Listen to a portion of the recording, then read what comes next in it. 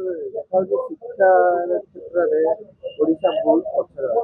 ବହୁତ କିଛି ପରିବର୍ତ୍ତନ କରାଯାଇପାରିଛି କିନ୍ତୁ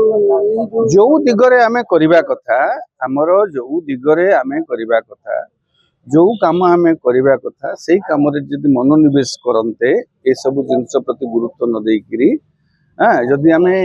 ଗଠନମୂଳକ କାର୍ଯ୍ୟରେ ଆମେ ମାନେ ମନୋନିବେଶ କରନ୍ତେ ସରକାର ହୁଅନ୍ତୁ ଜନସାଧାରଣ ହୁଅନ୍ତୁ বা ସମସ୍ତେ ରାଜନେତା ମାନେ ହୁଅନ୍ତୁ ଏଇଟା ଗୋଟେ ଜାତୀୟ ସ୍ତରରେ ପାଳନ ହେଇ ଆସୁଛି ଏଇଟାକୁ ଆପଣ ଏବେ ଓଡ଼ିଶାରେ ପାଳନ କରୁନଥିଲେ ସମଗ୍ର ଦେଶରେ ପାଳନ ହେଇ ଆସୁଥିଲା ଆଉ ଆସୁଛି ବି ଆଉ ସେଟାକୁ ଆମେ ଏଭଳି ଭାବରେ ବନ୍ଦ କରିଦେବା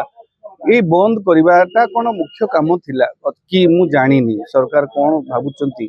କିନ୍ତୁ ଯୋଉ ଯୋଉ କାମ ପିଲାମାନଙ୍କ ପାଇଁ ସ୍କୁଲରେ କରିବାର ଆବଶ୍ୟକତା ଅଛି ସେଇ କାମରେ ମନୋନିବେଶ କଲେ ଏସବୁ କାର୍ଯ୍ୟକୁ ଗୁରୁତ୍ୱ ନ ଦେଇକିରି ସେଇ ସବୁ କାର୍ଯ୍ୟକୁ ଯଦି ସରକାର ମନୋନିବେଶ କରିବେ ତେବେ ଶିକ୍ଷାର ବିକାଶ ହେବ ପିଲାମାନଙ୍କର ଭବିଷ୍ୟତ ଉଜ୍ଜଳ ହେବ।